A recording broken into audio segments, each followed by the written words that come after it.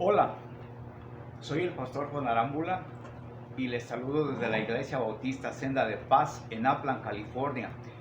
Hoy es el estudio correspondiente al domingo 6 de septiembre de 2020. Vamos a continuar con el estudio de la carta del apóstol San Pablo a los Colosenses, pero vamos a orar. Padre Santísimo, en este momento nos ponemos bajo el control del Espíritu Santo para que, Señor, nos guíes en todo lo que vamos a estar exponiendo. Ayúdanos, Señor, a todos los que vamos a estar involucrados en este estudio, a los que exponemos, a los que oyen, para que tus propósitos sean cumplidos, Señor, y tu palabra no vuelva vacía. Señor, acomoda y revela tu palabra para que cambie nuestras vidas y así podamos darte honra y gloria, Señor, que es lo menos que podemos hacer, Señor. Gracias por ser bueno con nosotros. En el nombre de Cristo Jesús te pedimos y te agradecemos todo. Amén. Bien, vamos pues a comenzar en el capítulo 3 de la carta del apóstol San Pablo a los Colosenses. La semana pasada vimos el del capítulo 3, los versículos del 11 al 17. Pero por cosas que pasan, falló el sistema de grabación y nada más se grabó los versículos del 11 al 13. Así que hoy vamos a comenzar en el versículo 14 para volver a dar lo que no se grabó. Vamos a comenzar pues, pero vamos a dar una leve repasada para llegar al contexto de lo que vamos a ver del verso 14 y vamos a ver una pasadita del verso 11, 12 y 13. Dice el verso 11 del capítulo 3 de Colosenses, dice que no hay griego ni judío, bárbaro ni escita, esclavo o siervo ni libre, dando a entender con esto, lo explicamos la semana pasada, que en Cristo Jesús no hay acepción de personas, que la misma aceptación tienen los guapos, los feos, los pobres, los ricos, los cultos y los ignorantes. Todos tienen cabida y son bienvenidos si la persona solamente tiene el corazón para Cristo, con seriedad. Y el contexto está en que todos tienen cabida, todos tienen la oportunidad, en el sentido de que todos pueden ser siervos, todos pueden ser discípulos, todos pueden ser enseñados, entrenados. A todos se les puede dar crecimiento y madurez con la palabra de Dios. Todos pueden ser salvos. En ese contexto está el verso 11. Y dijimos esto para que muchos no opinen que como ya no hay acepción de personas, que puede haber pastoras, porque todos somos iguales ante los ojos de Dios, pero estamos hablando en el contexto de crecimiento, de madurez y de salvación, no de lo otro. Eso dice pues el verso 11. El 12 dice que nos vistamos como escogidos de Dios, santos, dice, santos y amados. Explicamos que un santo no es una persona ya muerta. Un santo bíblicamente es una persona que se ha hecho hijo de Dios, que ha recibido a Cristo con fe y arrepentimiento. Ese es un santo. Bíblicamente, santo es apartado de, apartado por o apartado para Dios. Eso es un santo. Digo esto, muchos ya sabemos, Pero digo esto por si nos está viendo alguien que no está familiarizado con este tipo, con esta doctrina, que es la verdad. Entonces dice que debemos estar vestidos. La palabra vestidos como escogidos de Dios tiene que ver con vivir una vida como hijos de Dios. Vestidos de tiene que ver con vivir una vida de santidad.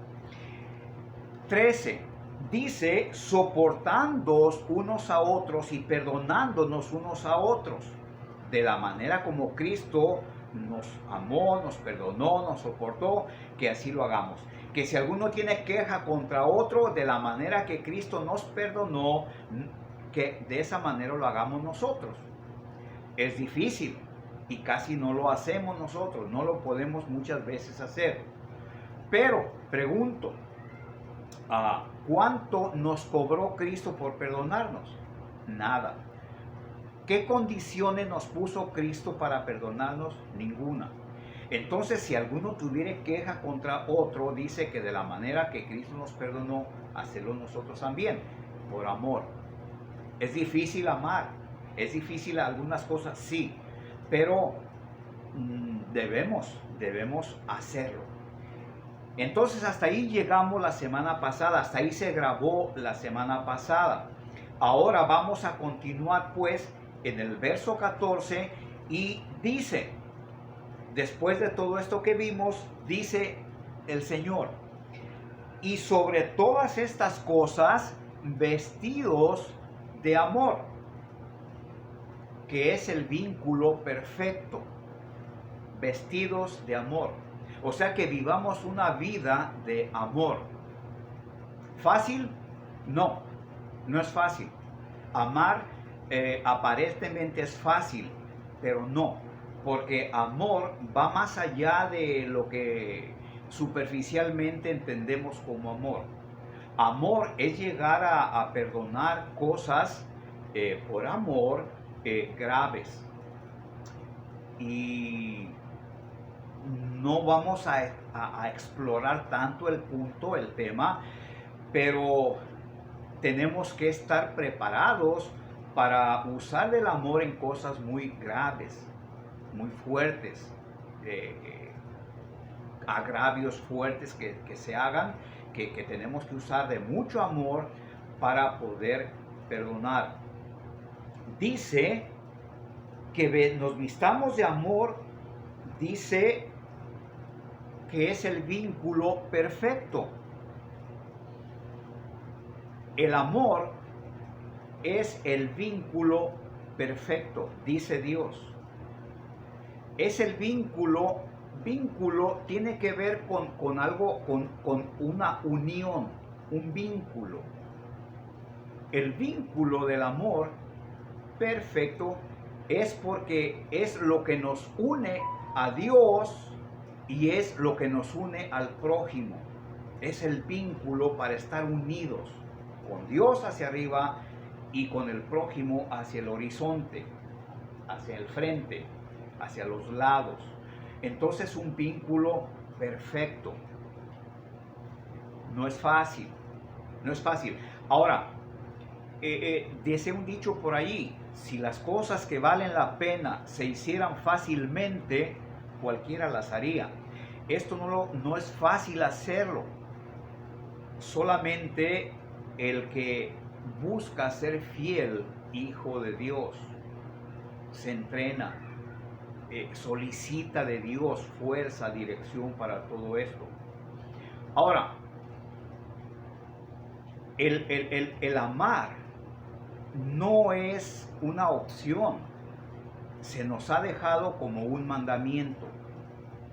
Yo quiero que vayamos al Evangelio de Juan, al capítulo 13 y versículos 34 y 35.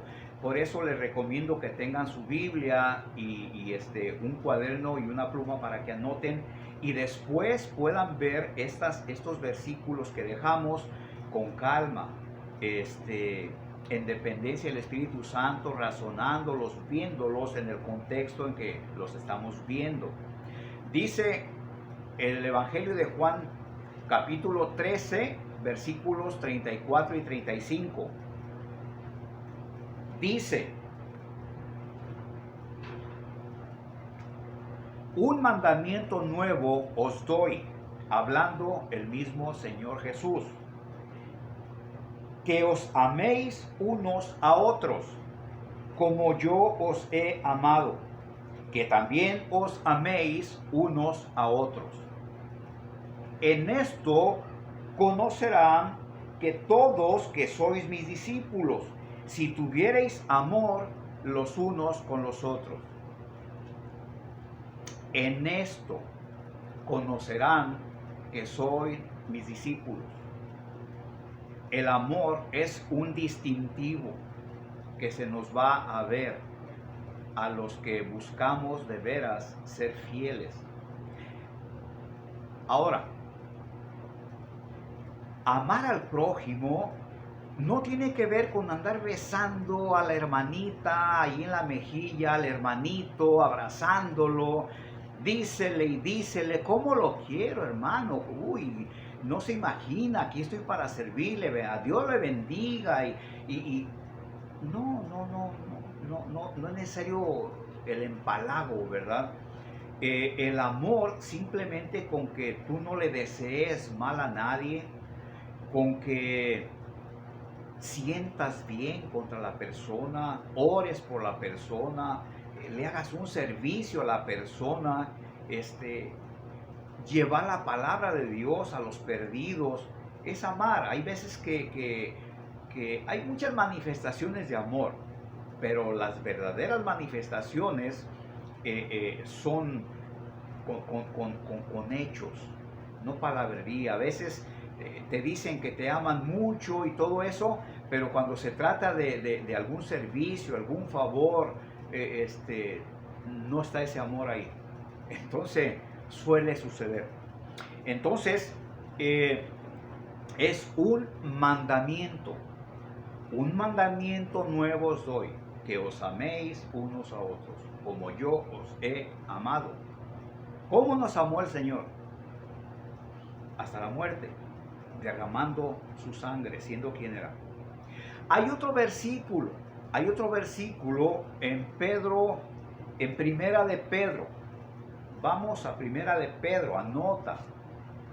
Primera de Pedro, capítulo 4 y versículo 8. Dice: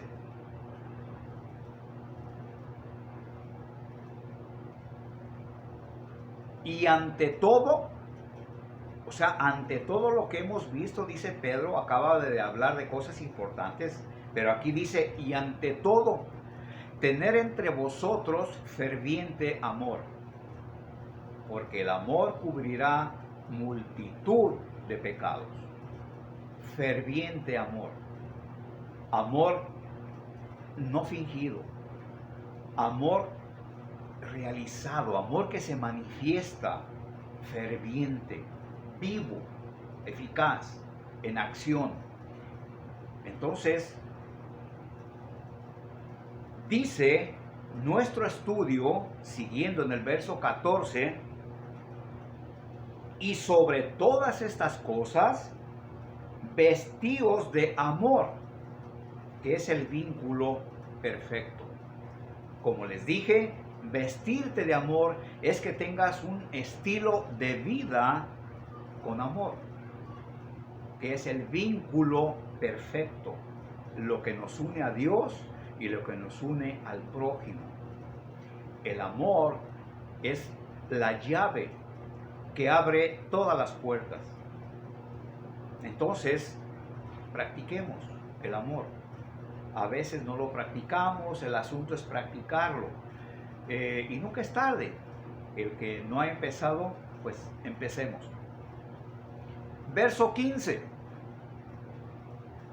Y la paz de Dios gobierne en vuestros corazones, a la que asimismo fuisteis llamados en un solo cuerpo, y sed agradecidos. La paz de Dios dice: a la cual fuisteis llamados. gobierne vuestros corazones. Dice que la paz reina en vosotros, a la cual fuiste llamado en un cuerpo. ¿Qué cuerpo? El cuerpo de Cristo, que es la iglesia. Dice, y que seamos agradecidos. Debemos ser agradecidos. Agradecido con Dios, porque mis pulmones están trabajando. Abren y cierran. Estoy respirando un aire que no es mío, es de Dios. Agradecerle a Dios. Mire, mi corazón está bombeando sangre. Agradecer a Dios. Mis hijos juegan, mis nietos se ríen, comen. Los veo dormidos en la noche, apacibles.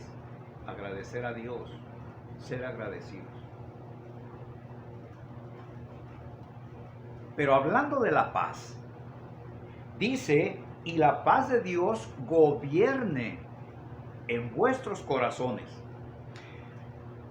La paz de Dios, que sobrepasa todo entendimiento, dice, gobierne en vuestros corazones. Gobernar tiene que ver con tener el mando, el control en vuestros corazones, o sea, en lo que te mueve, en tu vida. La paz de Dios te gobierne, y tú estés sometido a esa paz de Dios. Si estamos practicando todo lo que hemos visto anteriormente, ha sido una serie, este libro, toda la Biblia es un manual de instrucciones para nuestra vida. Pero aquí, bueno, muchas veces hemos oído que nos amemos, nos perdonemos, que nos soportemos, pero no se nos enseña cómo. Aunque la Biblia es el manual de instrucciones que nos dice cómo hacer las cosas. En este libro hemos visto muchos tips, el cómo hacer las cosas. Ahora, si ponemos por práctica cosas que hemos aprendido aquí, que hemos enseñado, entonces vamos a llegar a un nivel de conocimiento y de madurez en la palabra de Dios, un nivel espiritual donde no seamos tipos timoratos, donde no seamos personas que cualquier problema nos derrumban, nos ponen a temblar, nos provocan estrés, confusión, desánimo, un pendiente, nos sacan de nuestro modo normal. Si estamos maduros, entonces vamos a tener una capacidad, esa paz de Dios, para que los problemas no nos descompongan. Problemas que no faltan, son la sal y la pimienta de la vida. Y no porque andamos enseñando, participando en las cosas de Dios, estamos exentos a los problemas. No, incluso entre más ganas tengas de servir a Dios, más vas a ser atacado, más problemas vas a tener. Entonces, no estamos exentos, pero sí estamos usando, practicando todo lo que se nos enseña en la palabra de Dios. Entonces vamos a madurar y vamos a tener capacidad de sobresalir a los problemas, de poderlos controlar, de que ellos no me descompongan, yo los compongo a ellos. Podemos solucionar, pensar, acomodar, planear cómo hacer lo que venga. Y digo esto porque si no has madurado y si los problemas te descomponen, bueno, vas a tener problemas de salud. Va a venir estrés, va a venir alta presión, va a venir un tipo de la depresión, angustia, va a venir enfermedades que se derivan de estas que hemos mencionado. Y van a cercenar, van a menguar tu salud. Y son consecuencias de no tener la paz de Dios. Ahora dice la Biblia, el que sabe hacer lo bueno y no lo hace, le es pecado.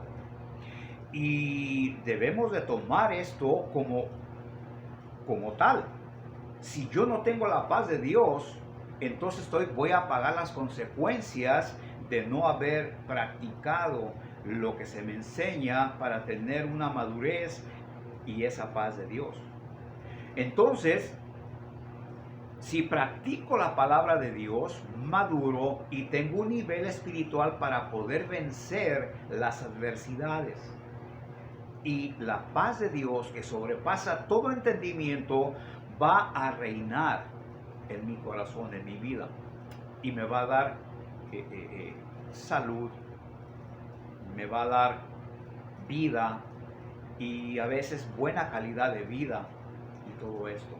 Así que es bueno hasta en la salud practicar la Biblia.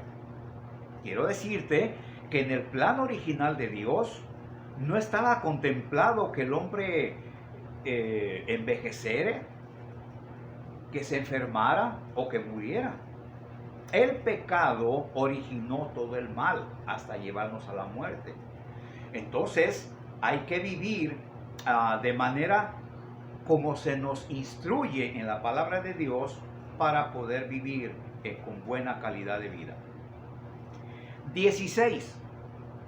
Dice, la palabra de Cristo more en abundancia en vosotros, enseñándoos y exhortándoos unos a otros en toda sabiduría, cantando con gracia en vuestros corazones al Señor con salmos e himnos y cánticos espirituales. Otra vez, la palabra de Cristo more en abundancia en vosotros. La palabra morar tiene que ver con vivir, radicar. Y donde yo vivo es donde paso la mayor parte de mi tiempo. Donde están las cosas importantes de mi vida. Mi casa, mis bienes, mi esposa, mis hijos. Donde hago las cosas importantes. Donde decido cosas importantes y donde debo de tener interacción y control. Gobernar mi casa desde mi casa donde yo vivo. Tener el control y tener sujeción en todas las cosas. Planear todo. Ahora, si la palabra de Dios mora, dice la palabra de Cristo mora en abundancia en vosotros, entonces si la palabra de Cristo mora en abundancia, entonces esa palabra de Dios vive en mí. Dice, mora en abundancia en mí. Y si ella mora, si yo soy la casa de la palabra de Dios, entonces la palabra de Dios va a tener el control. Va a hacer y decidir las cosas importantes en ahí donde vive. Mi vida la va a controlar la palabra de Dios. Va a tener el control, las decisiones. Va a controlar todo. Va a hacer las cosas importantes para lo que fue enviada a esa casa que soy yo. Dice, more en abundancia. Porque los problemas que te vengan en la vida van a ser abundantes y de todo tipo. Pero si la palabra de Dios mora en ti y tiene el control y tú estás sometido al control de la palabra de Dios, entonces va a haber poder de Dios para vencer cualquier adversidad en tu vida. El problema es que pocos nos sometemos a la palabra de Dios. Incluso pocos creemos la palabra de Dios. No, sí es cierto, pero llegado el momento como que dudamos. Como que dudamos. Entonces, more en abundancia, tenga el control y haga aquello para lo que fue enviada. Controlar tu vida, la palabra de Dios. Dice, enseñándoos y exhortándoos unos a otros con toda sabiduría. Vas a tener la sabiduría de Dios para poder exhortar y enseñar a otros, y los otros a mí. Y no nos vamos a sentir ofendidos cuando alguien nos exhorte, cuando alguien nos haga ver un error, algo que está mal, que estamos haciendo mal. Al contrario, lo vamos a agradecer.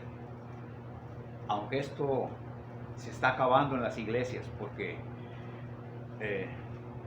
nos sentimos muy mal cuando nos dicen, nos corrigen. Y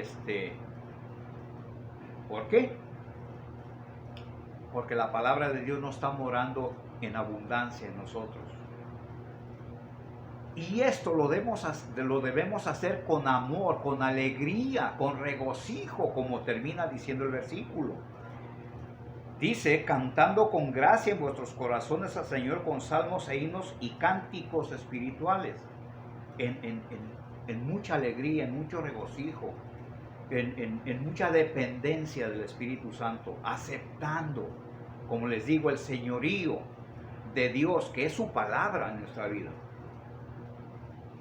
17.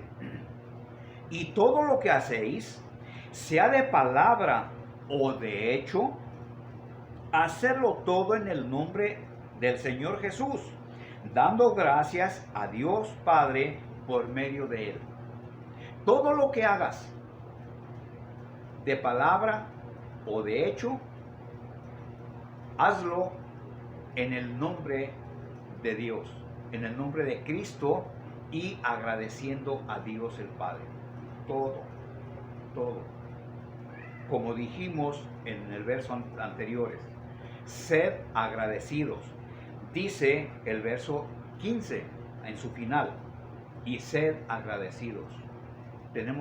¿Tú te imaginas cuando alguien tiene un problema grande, desesperante, que no hayan qué hacer, y luego tú lo sacas de ese apuro, después de que nadie lo quiso sacar, y de que estaba desesperado, y no, ya se le iba a vencer aquello, X, según lo que se trate, y tú lo ayudas? Después, pasado el conflicto y el estrés que tenía él, no te agradece nada. Incluso anda diciendo que tú por metiche lo ayudaste, que él ni te dijo que tú te ofreciste allí. Si tú eres maduro, no te vas a sentir mal. Pero ¿cómo ve Dios? El asunto es Dios, estas cosas. Si tú eres maduro, vas a decir, bueno, pues él se está dando una puñalada a sí mismo espiritualmente hablando. A mí, pues, ¿en qué me afecta? En nada. Dios que lo perdone, Dios que lo bendiga. Pero Dios es justo. Pero ¿cómo se ve esto? Pues así somos delante de Dios. ¿Cuántas cosas hace Dios cada día por ti y por mí? Y no lo tomamos en cuenta. Vas manejando y haces un berrinche porque tenía que dar vuelta en la cuadra de atrás y ya me pasé. Y haces un berrinche allí porque te vas a dar una vuelta de una manzana, sin saber que posiblemente Dios evitó algo que te iba a suceder. Y por algo sin que tú lo supieras, Él hizo que te pasaras. Hizo un punto oscuro en tu mente y no te acordaste de dar vuelta donde debías porque algo iba a pasar. Y como este detalle puede haber miles, donde Dios nos protege y ni cuenta nos damos. Entonces, ser agradecidos con Dios. Bien, hasta aquí llegué la semana pasada. Ahora, como les dije, todo lo que hemos visto en este capítulo 3 y en el 2 y en el 1 es una serie de detalles que nos instruyen a cómo vivir nuestra vida. Como les dije, la Biblia es como una constitución. Es nuestro manual de instrucciones para nuestra vida. Y si nosotros ponemos en práctica lo que dice la palabra de Dios, o sea, la aprendemos y luego la practicamos, nuestras vidas cambian. Y vamos a tener la fortaleza para mostrar en nuestro modo de vivir que el provecho que nos ha dado la palabra de Dios. Y vamos a ver parte de ello en lo que sigue. Porque ya se nos va a instruir a actuar conforme a lo que hemos aprendido. Y dice el verso 18, casadas, empieza con las señoras casadas, estad sujetas a vuestros maridos como conviene en el Señor. El tema es largo, es delicado, que no debería ser delicado, pero a la manera de concebir ahora y de percibir la palabra de Dios, se ha tornado en complicado. Porque lo que es una verdad que Dios nos instruye a hacer, a seguir, a obedecer, ahora nos parece afrentoso. Estoy hablando de las damas, de las mujeres. Y espero que lo tomen como debe de ser. Porque no estoy hablando yo ni estoy dando mis opiniones. Estoy diciendo lo que dice la Biblia. Lo que dice la Biblia es lo que dice Dios. Y voy a poner un ejemplo. Tu marido, mujer que me estés viendo, se levantó y se fue a trabajar. Al rato que tú te levantas, ves una nota, un escrito en el comedor, en la mesa, y lo lees, y lo escribió tu esposo diciéndote, amor, si es amoroso, ¿verdad? Te dice así, te dice, ayer iba yo a pagar la letra del carro y el pago de la renta que se vencen hoy, pero se me olvidó pagarlo ayer. Ahí te dejo el dinero. De favor, te digo, ve y haz estos pagos. Y ahí te dejo el dinero para que vayas. Pregunto, ¿quién te está hablando en esa que está escrito? Tu esposo. Él te dejó ese escrito allí. Y lo que tú estás diciendo, lo que estás leyendo son lo que te está diciendo tu esposo. Pues en la Biblia es igual. Esto que estamos leyendo aquí, este libro, es la Biblia. Y lo que dice allí es lo que Dios escribió a través de sus siervos, los que escribieron la Biblia, inspirados por Él. Es lo mismo. Esto es lo que Dios dice.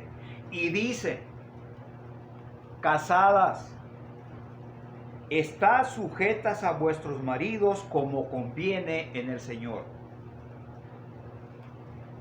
Estar sujeta tiene que ver con estar bajo autoridad. Algo como estar amarradas bajo la autoridad. Y se me viene a la mente Eva. Porque aquí empieza hablando Dios no de las jovencitas o de las solteras, sino de una mujer ya madurita, ya casada. Y Dios nos habla de Eva casada. No nos habla de Eva soltera, sino cuando aparece en el escenario de la Biblia ya casada. Y empieza a hablarnos de ella, casada. Aquí empieza a hablar en este tema de las mujeres casadas. A Eva le dijo que estaría bajo la sujeción de su esposo, Adán. Aquí nos dice que igual. Ahora, no debería ser afrentoso ni verse como algo denigrante el hecho de que estés sujeta o bajo la autoridad de tu esposo. Pero ¿por qué para la gran mayoría de mujeres cristianas se les hace una afrenta estas palabras? Se les hace gravoso, humillante, estar bajo la autoridad de su esposo. ¿Por qué? Porque tienen en su cabeza los efectos que el mundo ha disparado. O sea, los proyectiles, los bombardeos, los cañonazos del mundo hacia la mente de todos los seres humanos han hecho efecto en nuestra mente. No vamos al mundo, los cristianos, pero tenemos el mundo en nuestra mente. En la mitad de nuestra cabeza, para un lado, vamos a suponer que tenemos palabra de Dios.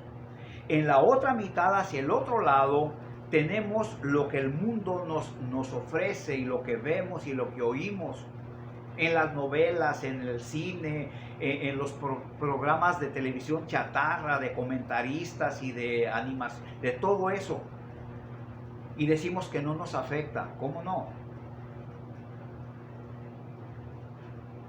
Pero cuando hablamos de estar sujeta la mujer a su marido, a ser accesible, cariñosa, amable, hacendosa, en otras palabras, las palabras que usa Pablo, él usa la palabra diligentes, como que les choca, como que quieren hacerlo cuando anden de buenas o cuando les salga, les nazca a ellas, pero no porque tengan obligación. Y lo tienen sus amistades que comentan: a mí si mi marido me hiciera esto, no, ¿a poco tú te dejas? ¿A poco? No, a mí sí, no. Entonces, dice la Biblia que las malas conversaciones corrompen las buenas costumbres. El problema es que cuando se nos habla de ser obedientes a la palabra de Dios, porque es Dios quien lo ordena, es Dios quien lo establece, nos parece afrentoso. Pero no es porque en un principio lo fuera, sino porque poco a poco nos hemos salido de la obediencia, de la sumisión a Dios, y nos hemos dejado bombardear, influenciar por el mundo. Aunque digamos que no. ¿Cómo no? ¿Cómo no? Por eso te es tan difícil, mujer, ser sumisa, ser agradable a tu esposo. Ahora, claro, vamos a llegar a la parte del marido. El marido debe ganarse el buen trato de la mujer hacia uno, claro está. Vamos a ver que Dios es la cabeza de Cristo, es la cabeza del hombre y el hombre es la cabeza de la mujer, y que uno debe tratar a la mujer como el vaso más. Sí, pero ahorita estamos en el área de la mujer. Entonces, ¿qué es lo que ha pasado? ¿por qué razón te parece mal ser una mujer de hogar? Ser fiel, ser hogareña, acatar las disposiciones u órdenes que se te dan, de no vestirte así, de no pintarte así, de no hablar así, de no juntarte con estas. Debes obedecer. Pero luego empiezan los problemas. Uy, cuando éramos novios no eras así, ya sacaste el cobre, ahora, y empiezan los reproches. Y es que no hemos pensado que en el noviazgo, pues, no es que el novio sacar el cobre ahora y que antes no te hablaba así, ni te ordenaba nada. Es que en aquel tiempo no estabas tú bajo su autoridad. Cuando novios, pues tú estabas bajo la autoridad de tu papá y tu mamá. Ahora que estás con él, que es tu esposo, él tiene la autoridad. Y ahora él puede corregirte lo que justamente debe de corregirse. Pero a ti el problema es que no te debe parecer mal. Claro, debe de decírsete con prudencia y con buenas palabras y todo eso. Claro. Pero el punto es que cuando nos casamos vamos a navegar a un mundo nuevo, algo desconocido. Vamos a empezarnos a explorar, a conocer lo que no conocimos cuando éramos novios. Y empezamos a conocernos tan bien porque estamos sujetos, como amarrados, tan cercanos que empezamos a vernos tan de cerca que vemos hasta cómo respiramos. O sea, nos empezamos a conocer nuestros detalles y nuestros defectos. Pero en vez de pensar cómo solucionarlos, empezamos a crear reproches. No, bien me lo decía mi mamá. No, si yo haya sabido que eras así, mejor no me... Y todo eso. Pero ya estás ahí. Ya no te puedes zafar de ahí. Entonces, lo que debes de hacer es pensar con inteligencia, no con cosas impulsivas. ¿Cómo solucionar los problemas que van a empezar a llegar? Para eso debes usar el verso 16 que acabamos de ver. La palabra de Cristo more en abundancia en ti. Que la palabra de Dios que acabamos, el versículo que acabamos de explicar, reine en tu vida y haga los propósitos a los que fue enviada a tu vida esa palabra. Pero si la haces a un lado y dejas que reine lo que el mundo ha metido en tu mente, entonces vas a pensar en divorcio. Pues si esto sigue así, pues no va a haber de otra, me separo. Y empiezas a acariciar esa posibilidad. Pues te tengo malas noticias. Delante de Dios no hay divorcio. Y tú me puedes decir, ¿cómo no? Pues en el Antiguo Testamento los judíos está lleno ahí de divorcios. Incluso uno le preguntan ahí a Jesús qué opinaba del divorcio y Jesús les dijo, por la abundancia de vuestro corazón, Moisés les permitió divorciarse como una alternativa, pero Moisés. Pero Jesús les dijo, pero al principio no fue así. Al principio Dios dijo, por tanto, dejará el hombre a su padre y a su madre y se unirá a su mujer y los dos serán una sola carne. Jesús les está diciendo, lo que cuenta es lo que Dios dijo en el principio. Eso es lo que cuenta. Y los dos serán una sola carne. Y un solo cuerpo no se puede dividir, porque hay muerte. Oiga, pero Jesús dice allí en Mateo que salvo por causa de fornicación.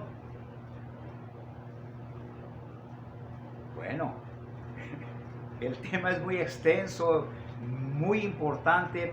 No vamos a meternos tanto en el tema, simplemente lo mencioné para que tú no acaricies la idea de divorcio. Y te diré, Jesús dijo, salvo por causa de fornicación se permite el divorcio, pero Jesús no le está hablando a la iglesia. Nunca le está hablando literalmente a la iglesia. Está hablándole a una sociedad judía. Y en esos pasajes está hablando a un grupo de judíos que llegaron ahí a tentarlo con preguntas capciosas ahí. Con un corazón con mala actitud. Jesús no está hablando jamás a la iglesia. Y ahí dejamos el tema, pero no hay divorcio. No hay. Hay una opción que se menciona acá en la carta a los Corintios que habla Pablo, pero es cuando, bueno, el tema lo veremos tal vez en otra ocasión, hablaremos de estos temas, pero ahorita lo menciono para que tú no te hagas a la idea de que si esto no funciona me divorcio. No, mejor empieza a recibir, a practicar, a entender, a llenarte de la palabra de Dios para que reine y arregle los problemas en tu casa. Eso es lo que tú debes de hacer. Y lo digo no como molesto con ustedes, no. Yo no te conozco, si me están habiendo algunas mujeres casadas, pero el asunto es ver la palabra de Dios sin maquillaje y sin sacarle la vuelta y sin decir o ocultar palabras que te puedan molestar. No. Eso no es la voluntad de Dios. La voluntad de Dios es ser franco, claro, diciendo la palabra en su contexto. Vamos a llegar hasta aquí. Nos vamos a ver la próxima semana, el próximo viernes o de hoy en 8, el próximo sábado, si Dios nos lo permite. Que Dios me los bendiga y hasta la próxima. Hasta luego.